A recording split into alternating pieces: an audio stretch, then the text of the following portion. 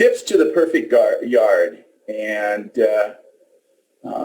I am not that person, but some of you like tips to the perfect yard. One other thing I want to do before I get started here. And I'm going to launch a poll. You'll find that I do a lot of polls during this meeting. Polls are anonymous. I don't know who's voting, who's not. I just like to get a sense of what people know and what they don't know. But the first poll tonight, and I'll launch it now, just mark which one you like. I know that as summer comes up, we're going to have a lot of nice Wednesday nights. And this poll is to decide, would you rather have these talks on Wednesday night at 5:30, 6 o'clock, or would you rather see them go to Saturday morning at 8 o'clock or 9 o'clock? So if you would vote, again, I've been doing this for the last couple of weeks just to get a sense of if people would like to see this talk changed or stay with the where it's at right now. And we'll try and pick the best date. So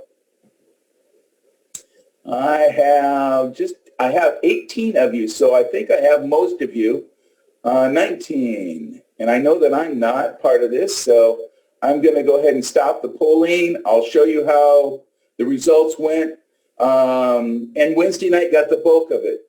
A few of you, the second place was Saturday at 8 o'clock, but it was a far one in between. So 13, 1, 3, and 2. And I'm going to mark that down. Just give me a second. And stop sharing. So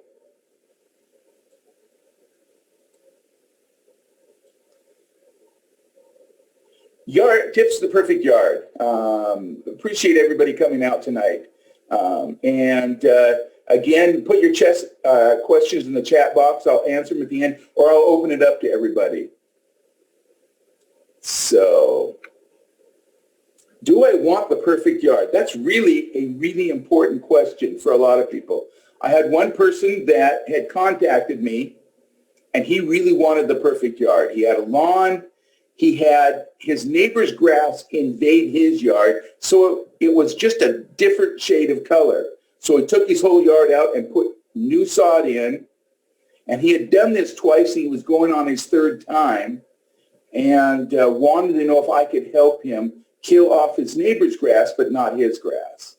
And that's a real difficult one to do. So do I want the perfect yard? Well, this person has one suggestion. He's kind of the carefree. He just kind of lets it grow where it goes. And you can see he's not too concerned with how things grow. This person also has a solution and has saved on his mowing bill. Probably doesn't have any teenagers. They've all gone off to college. And so he keeps it pretty well labor-free. Not having to worry about mowing this. And depending on where you're at, I think the only thing out there is a small weed in front that's green. And, weeds, speaking of weeds, some people don't mind a few dandelions or something here and there. This might be a little bit on the excessive side, but again, what are you willing to live with? And then there's what we call the perfect yard, or this comes pretty close to it. Something that's nice, it's green, no weeds, looks perfectly manicured. And there's a lot of work that goes into this, but what I'm going to do is try to adopt the easy approach and talk about those things you can do for your yard that are not really going to take a lot of time, a lot of effort, but will give you the best results. And when we think about our yard, we certainly want to think about the soil. We want nice, healthy soil. We don't always get that when we buy a house. We think about the house. We don't think about the soil we're on. But again, nice, healthy soil. It's interesting because we see a little mold there on the side. The healthier your soil, the more molds you're going to get. They love that nice, healthy soil with lots of worms and bugs and critters and things like that. And so if you've got a lot of molds, they're appreciating your good yard. You may not appreciate them necessarily. We certainly also look at this grass plant and what's going on with it. And knowing that grass is going to come on in the spring, it's going to nice and grow. It's going to come up from that plant. It's going to start to send out its leaves. Those leaves are going to collect the water, the sunlight, and is shooting up quickly. It's going to get to the point where it's going to start sending a lot of that energy and light that it's receiving down to the roots. And if you consider the roots a food storage system, so when you need something, you have extra food in your pantry, you go grab it. That's the way the plant is. And so when we go in and we lop it off and it needs a real sudden burst of energy or something, then it brings up that food from the roots and helps that plant to grow and then pays it back later. If we keep hacking away at this plant and hacking away at this plant and don't let it revive that root system, what you see is that root system gets smaller and smaller and smaller to the point where that grass plant just can't survive. So we see the leaf and we see what's going on top, but remember, we've got something underneath going on too. And so and in the grass, it's not going to go down that low. Grass isn't going to go feet, a 2 or 3 feet down. Its root system stays pretty close to the top. So we're not looking at really worrying about the soil too far low. We're really talking about that top part where we're worried about feeding that grass plant, making sure that grass plant stays nice and healthy. And again, I talked about low in the winter, grass is going to come on in the spring, and we are mowing every week. In fact, my backyard, I swear, I can watch that grass grow as I sit there and look at it. During the summer, it starts to kind of back off, especially with the hot, dry summers that we get, and grass goes dormant in the summer. It starts to come out, and we'll see that rise in grass again. And if you look at that grass plant, you're going to see it start to put up new tillers, new grass growth, and that's what's going to really generate for this next year. And so we want to be really careful with our grass during this time. It's going to start to stop growing so much during the winter. It's going to get cold out, not much going on, and then it's going to go through this cycle again. So any real questions? I'm just getting started, but any questions at this point that I can help people with? Nope? Okay, we're going to move on. So we're going to run our first poll here.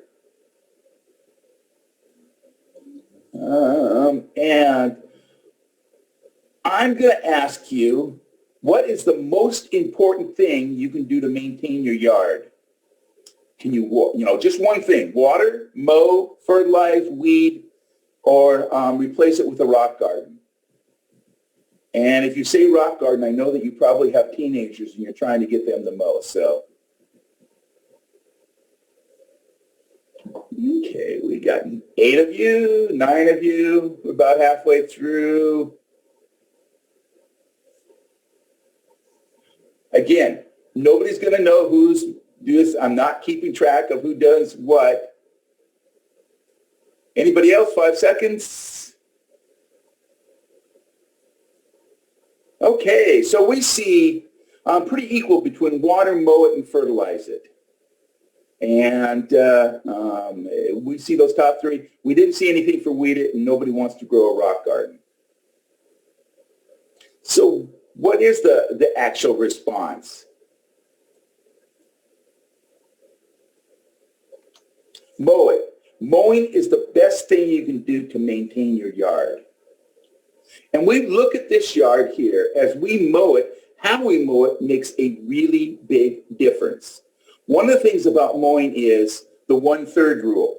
You try never to take more than 1/3 of the grass. So if I have grass that is 3 inches tall, typically I just want to take the top inch. I don't want to go much further than that. As I start to do that, we're going to scalp that grass. We're going to start to damage it. As you damage that grass, you're going to start to have other problems. So mowing that grass is going to create a nice, healthy grass. We don't want to take a lot. Again, don't let it get 6 or 7 inches tall because you just haven't got to it. You've been really busy and everything. And then we're going to go in and we're going to just mow it right down to the ground. It's going to look yellow. It's not going to look good. It's really going to set it back, and it's really going to have some problems.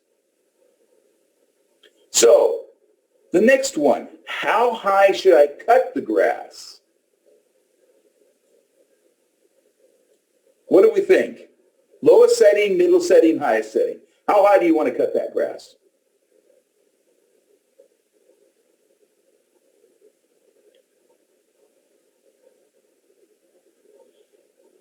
Okay. 5 seconds. And I appreciate everybody indulging me with the poll. I'm not keeping track of this. Like I said, I'm just kind of seeing where people are at. And so most people thought the middle setting.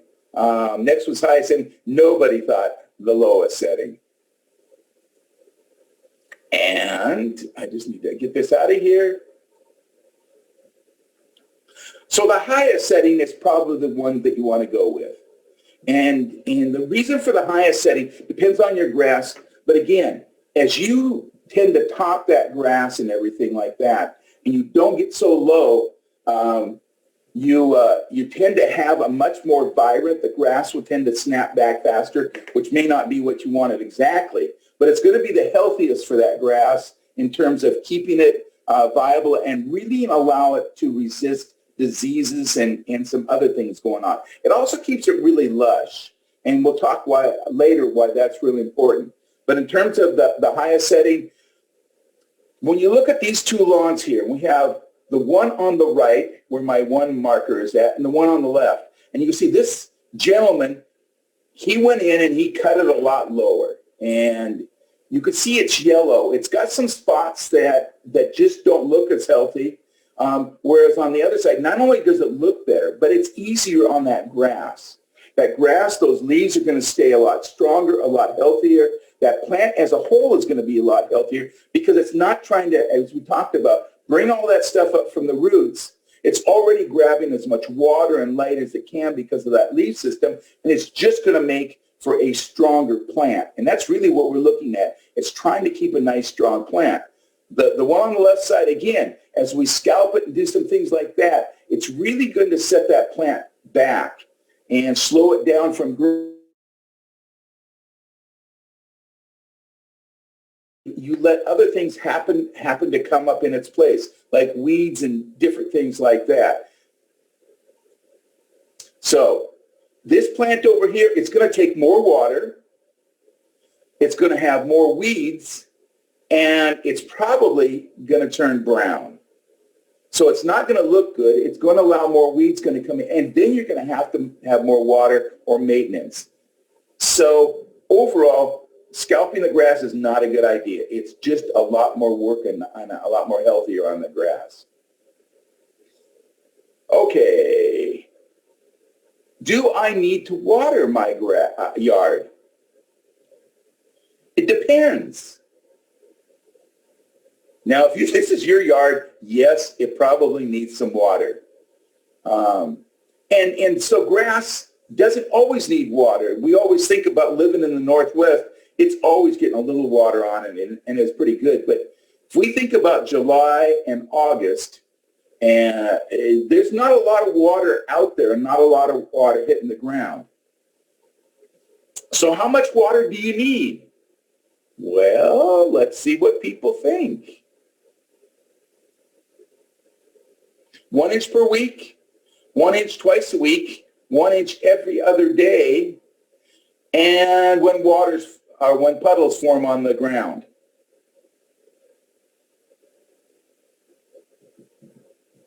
Wow, getting some good responses here. Okay, 3 seconds. Anybody else?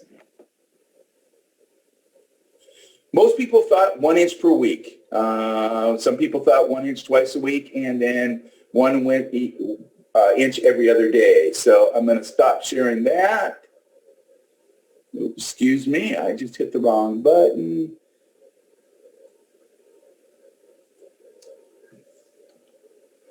And what we're looking at, no matter how you spread it out, you're looking at probably about 1 inch a week. Now, when you have these different sprinkler systems, how do you know how much water you're putting on there?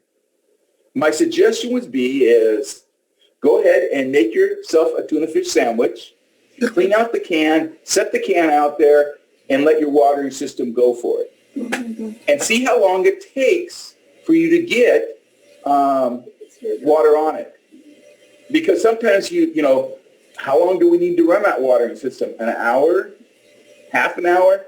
You don't really know. Every system puts out different amounts. You can't really go by that. So put your can out there. It's gonna tell you how much water you get, and then you can say, okay, it took about a half an hour for me to get 1 inch with this system. Then you know to run your watering system for about a half an hour. It'll water your ground and you're doing fine. Will it help to fertilize my yard? And yes, I'm going to ask for another poll because I want to know what you think. So, no, the grass will be fine without fertilizer. Yes, it makes it look a lot better than my neighbor's. Yes, it does control the weeds. No, it's not really cost effective. What do we think?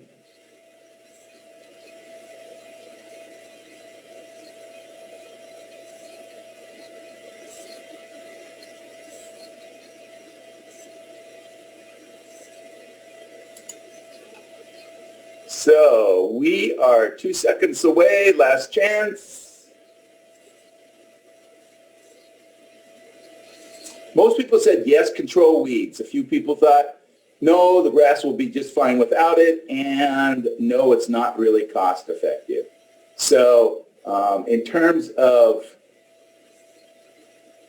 what is the right answer? Oops, sorry, I hit the wrong button here.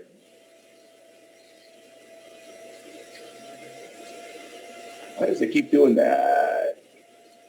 Yes, controls weeds. And what we look at is that grass is going to get, as we fertilize it, it's going to get a lot lush. It's going to fill in, especially if you're looking at your grass during the winter. When you look at your grass during the winter and it's really not growing, a lot of times, especially in a high volume area where people are pounding it. So you have a lot of kids and they like to play out in the yard. And of course, if you're the mom and you have to take care of the kids, you want them playing out in the yard as much as possible. Well, they're kind of hammering that grass during the summer and during the winter, and it's going to start to sparse. That fertilizer is going to help to keep a much healthier plant. I always get the question, so we look at a little fertilizer here. We see, and we see the one side with the fertilizer. We put a little fertilizer on it, and that grass has come up green and lush versus, it's not bad. And I don't want you to think you have to fertilize. If you don't fertilize, your grass is probably going to be just fine. But if you want that little more green, if you want that healthy, if you've got weed problems and things like this, moss and different things like that, you want to think about putting a little fertilizer on it. So let's talk about fertilizer. What is NPK? Nitrogen, phosphorus, potassium. So when you go get fertilizer, it's going to have 3 numbers on it. NPK. First one, nitrogen. The second one, phosphorus. The last one, potassium. When we think about what does the NPK do? When you put nitrogen on, it really greens up the top off of that plant. Really takes that plant and greens it up and has it looking really good. So we can see that plant. We see how green it looks. The phosphorus tends to help the root system grow and build itself. And it does really good that way. So get strong roots, get a strong root system is important. And the potassium just helps that plant all around, the leaves, the top, the bottom, and just the circulatory system. And I had somebody that uses the phrase up, down, and all around. So if you want to know which one affects which one, nitrogen top part, phosphorus the bottom part, and potassium for the overall part. So what kind of fertilizer do I need? Now that you know what NPK is, what are you looking for? So what do you think?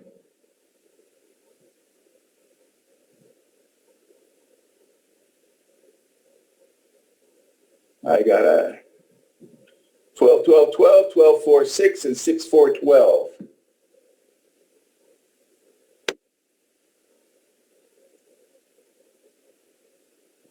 And 3 seconds. So let me share the results. Most people thought 12, 4, 6. We had some that thought 12, 12, 12. We had some that thought 6, 4, 12. So I am going to stop sharing the results. And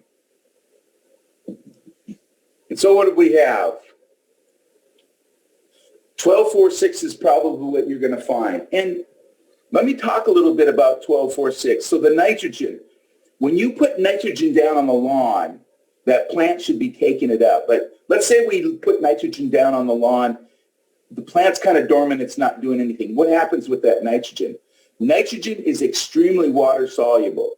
So if it's getting any kind of rain or anything, that nitrogen is just going to leach away.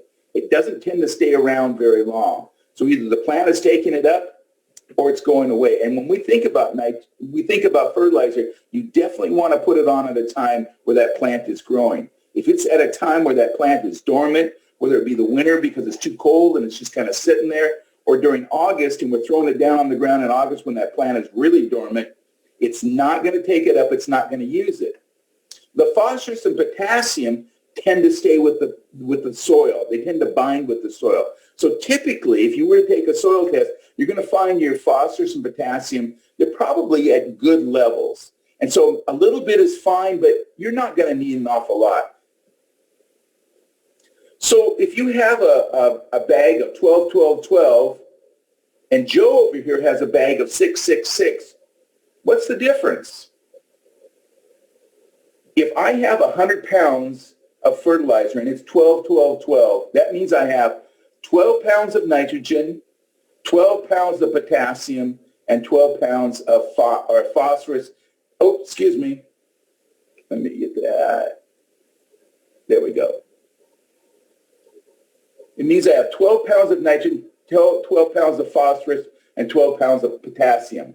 If I've got 6, 6, 6, I've got 6 pounds out of 100 pounds of nitrogen, 6 pounds of phosphorus, and 6 pounds of potassium. That means there's just other things in the bag, some fillers, some other minerals, things like that. You're going to find that your 12, 12, 12 probably costs more because you're getting more. You don't have to carry as much. You don't have to spread as much around. However, if I can buy 2 bags of 6, 6, 6 cheaper than I can buy 1 bag of 12, 12, 12, I'm getting a better deal because 2 bags equals the same as 1 bag. Yes, I have twice as much to spread. That's a consideration. The other thing that I want to talk about is the difference between organic and inorganic fertilizer. So on one side, the right side, I've got a cow that has deposited fertilizer on a yard. On the other side, I got a bag of Miracle-Gro. So what's the difference? If they're both have nitrogen, phosphorus, potassium, the chemical one is available to that plant now. You put it on there, and if you've ever put Alka-Seltzer in a glass, it's fizzing, it's bubbling. Everything is happening right now. It's working right now. And so that fertilizer is instantly ready to the plant, and it's being taken up now. The organic, the stuff on the right side, it's in big complex molecules. And so as the fertilizer starts to break down and it goes in the lawn, and the bugs and earthworms and things like that start to break it down, those big molecules break down into smaller molecules, and the plant takes it up. And so it's kind of a slow release. Remember when they used to talk about slow release contact? It would last for a long time against your cold. Organics are just slow release. So I get the same amount of fertilizer in Miracle-Gro and from the cow. However, after about 3-4 weeks, that chemical fertilizer, it's gone. It's already been taken up by the plant, and it's out of there. The organic is going to be around for probably 2 or 3 years. And so I won't get all of it the first year. I'll have some the second year and the third year. So it's just how it works. I'm getting the same amount of fertilizer, but one works really fast right now. The other one, it's over time. And so if you want something to green up your yard right now, you've got to have it. You've got the folks coming over, and you know your stepmom is just going to criticize you because your yard is yellow and you want it green in a week, you're going to go for the chemical. If you just want something that's going to take care of the land and, it's going to be there tomorrow and it's going to be there throughout the rest of the year, then you're going to go organic. That's the really big difference between those two. So I hope that helps a little bit. So when is the best time to fertilize it? Typically, you would fertilize it 4 times a year. And to help you remember, Memorial Day, 4th of July, Labor Day, and Thanksgiving. are probably your 4 times when you want to put fertilizer. Now, if I was to cut that down to 2, so I only want to put it on twice, I would say probably Memorial Day and Labor Day are probably the 2 that I'm thinking about. I'm afraid the 4th, it stops raining, and I could go the 4th instead of Memorial Day, but I really think Memorial Day is probably going to give me a little better. It's going to help to green up that grass. So Memorial Day and Labor Day. And if I only do it once, I'm probably going to put it all on Memorial Day. But if you can cut that bag in half, put half now, put the bag in the shed, keep it away from water, keep it off the concrete, it's going to be just as good in another 3-4 months, and put it on then. So Memorial Day, 4th of July, Labor Day, Thanksgiving. Those are going to serve you well. Why should I leave grass clippings and not rake up my lawn? Well, I don't want to argue with my team to get it raked. The grass cut will act as a mulch and keep moisture in the ground. The grass cut will fertilize the lawn. And no, I need to rake my lawn so it looks better than my neighbor's. I've got a really tough neighbor, and he really is critical. So what do you think? Are you worried about the neighbor? Are you just going to leave it on there? What do you want to do?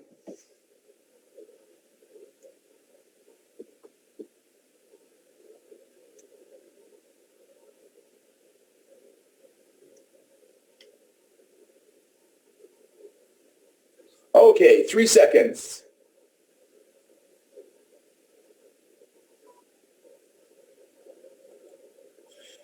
Nobody had to fight with their teenager. Wow, I need to find out how you make that work, because that just doesn't work for me. The grass I cut as a mulch keeps the moisture in the ground, and the cut grass will fertilize it.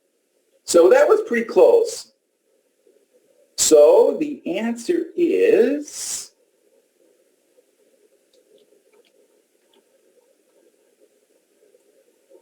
There we go. The cut grass will fertilize it.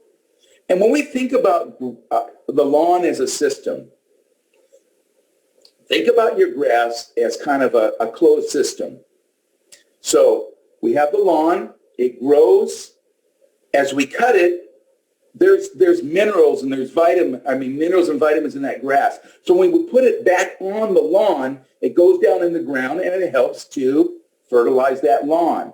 When we take that grass away, we keep taking and taking and taking. That means that sooner or later, we've created a deficit.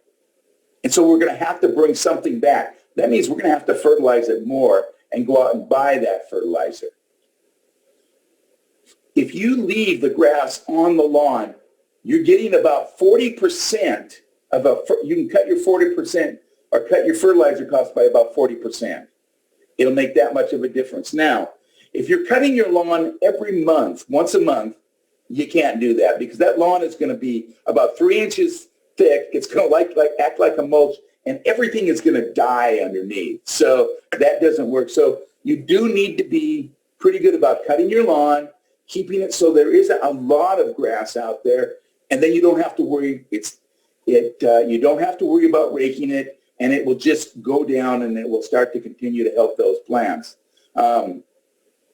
And you find that if you have to rake it, when you thought you were saving all that time but waiting longer to cut it, you're really not saving that much time.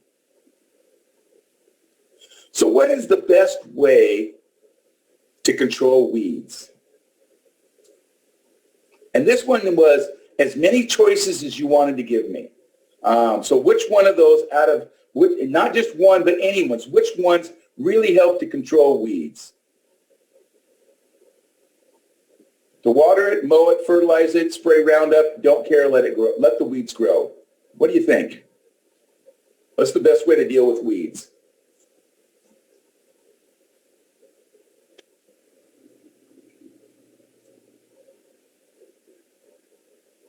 Ooh, very interesting.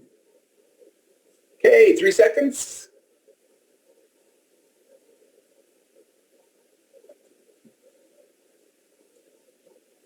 Everybody thought fertilizing the ground, that's going to be a really good way. And it is. It's an excellent way of controlling the weeds. But we also have people who said mowing and watering, and some people don't care about the weeds.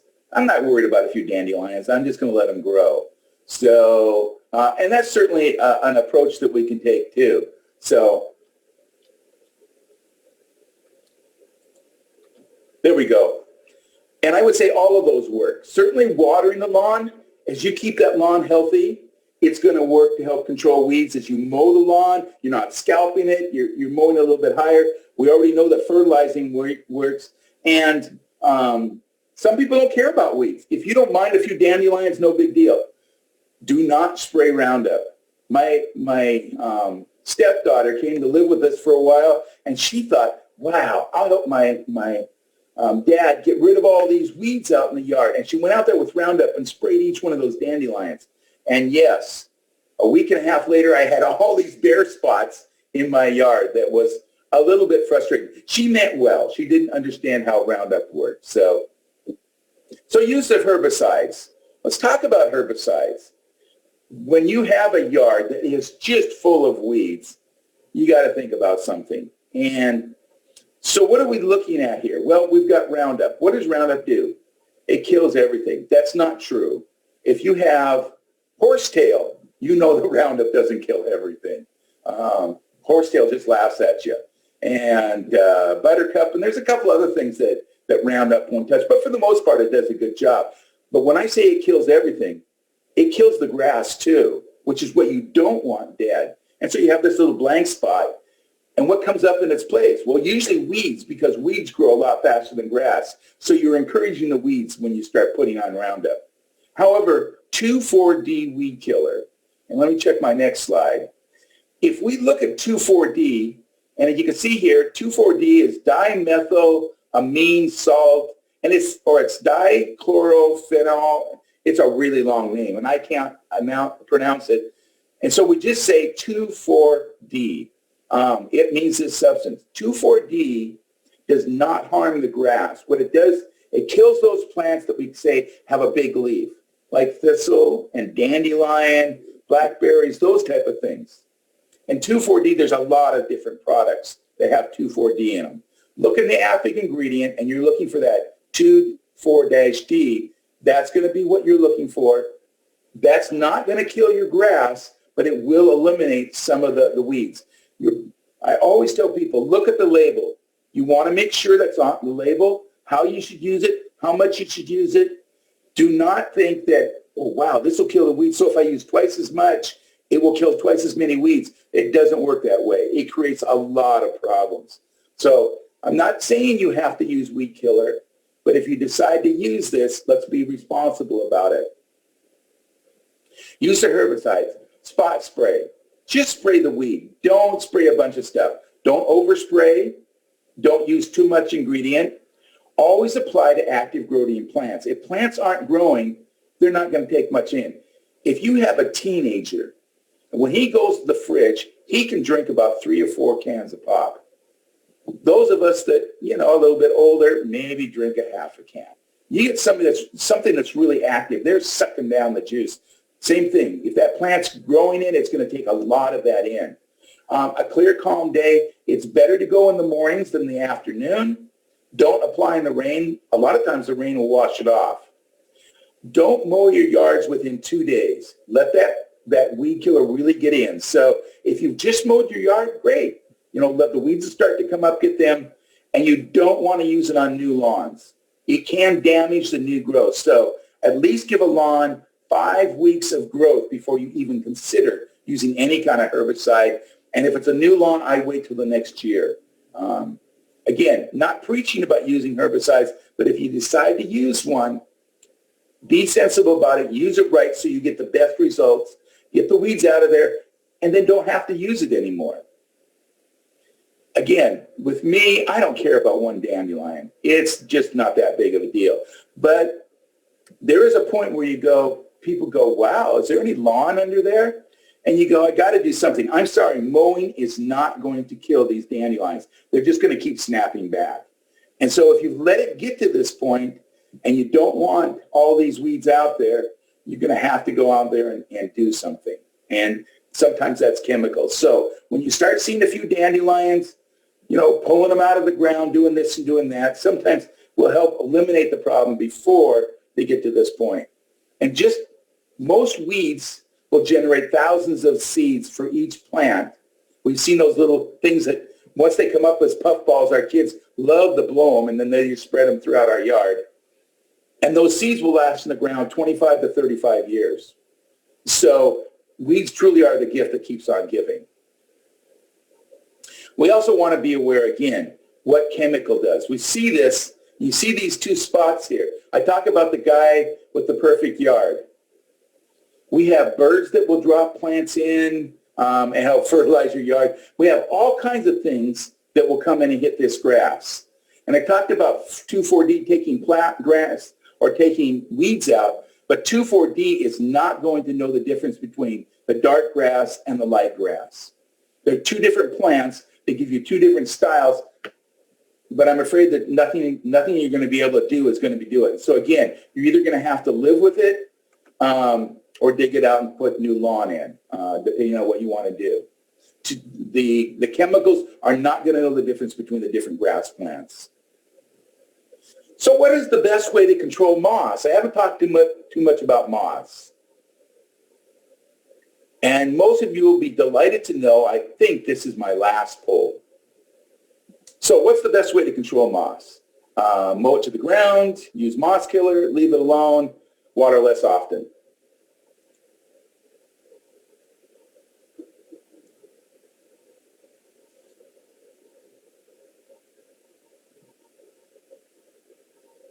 Okay, 3 seconds.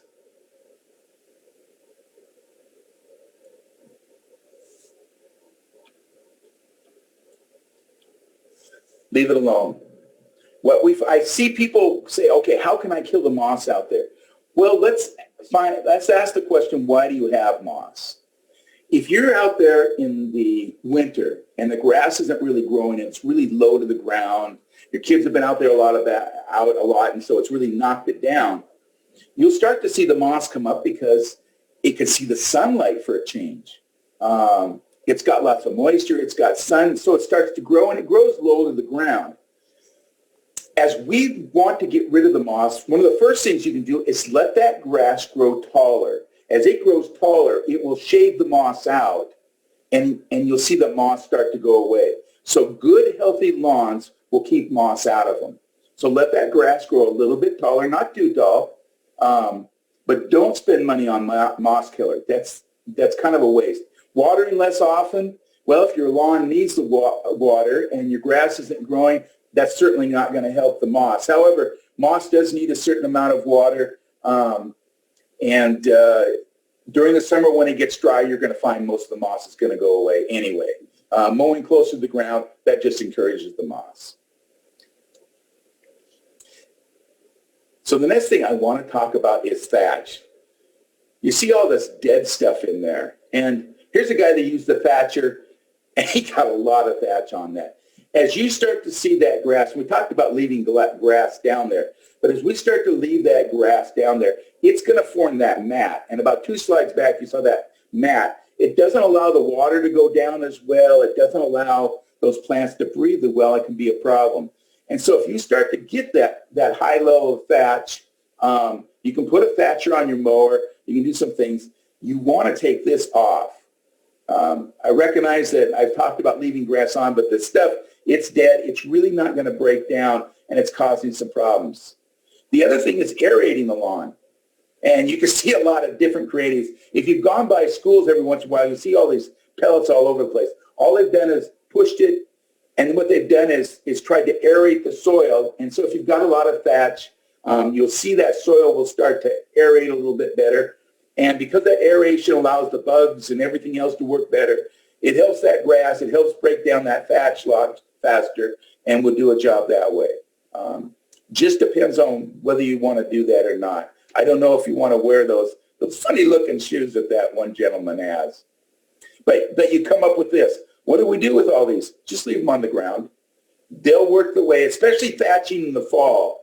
Over the winter, they'll work their way back down in the ground. They'll keep those minerals and all that with it.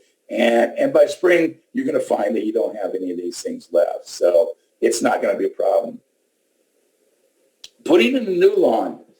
Again, if you're thinking about putting in a new lawn, what you want to do is you want to get that ground kind of worked up, nice and smooth and level. This is the time to do it, nice and smooth. And you don't want to get it fluffy. I've seen people, especially if you've been out in the field where guys are plowing and working that land up, you step on the soil and you see yourself, your foot basically sink into the soil. You want to be able to walk across that soil and you see the footprints, but they're not going down. Seeds probably should be going down about 1/4 of an inch. So you work that ground up, you get it nice and firm, not real firm, but a little firm. You kind of plant those seeds, and then you rake that soil back over the seeds. So it's like a garden rake. I take my rake, I'd scratch the ground with the garden rake, I put the soil seeds on it, and I turn that garden rake over to the flat side, and then I'd pull that flat side over, and it would bring the soil back over the seed. Then just give it time, and with a little moisture, that seed will take off on you. Be aware of compaction too. Excuse me a second, let me get a little water for you. Be aware of compaction too. Compaction is when you keep running over that lawn time and time and time again. Your mower is not going to be a problem. Even riding mowers are not going to be a problem. But before, we see that the ground is about half solid, it has some water, and it has some airspace in it. And that allows those plants and everything to go down and breathe, because plants do breathe out there and pull up the water. As we start compacting that land, and that's when, if you're driving your truck over your lawn time and time again, or you'll see it where the kids, they kind of walk that over the neighbor's house, and they're walking the same path every time. You're going to see that lawn start to turn to just soil, and it's compaction. It's compacted, and at that point, it really doesn't support that grass plant because it can't get the water and the air. And I really like to think about lawn. I see people talk about planting lawns, and they think, I've got this lawn out there, but I'm really not happy with it. And I have people use I like stories, so I like to equate it to a crowded elevator. So you see these people, and they're standing in front of this elevator, and they're saying, I wonder how many people we could get in there. So they get 5, they get 6. They get that elevator so full, you can't get one more person in there. That's the way your lawn is. So you've got a nice thick lawn, and it looks good, but it's got some stuff happening in it. You're not going to go in there and throw more seed on it. It's just like this elevator. Somebody has to come out before that person goes in. That grass that's already there is not going to come out. It's not going to leave so the new seed can just burst up. And I have people do that, and they go, wow, how come I didn't get what happened to that seed I threw on there? It didn't have a chance. I think you probably did a great job of feeding some of the birds in the area. They found that seed, but in terms of that, so something has to leave. Now, if you've got ground that has a lot of bare space to it, you're looking in the winter and, wow, it's not doing much. You might think about in the spring when it warms up a little bit, if you throw grass seed down on the lawn and the ground is cold, it's not going to grow. So you want to get it, you want to grow, and let it start growing. So in summary, you want to mow weekly at a high setting, leave grass clippings on the grass, water, think about fertilizing 4 times a year, and kill the weeds. Try and keep them out. So with that, I'm going to check a look at the chat, and then I'll see what questions I have popped up.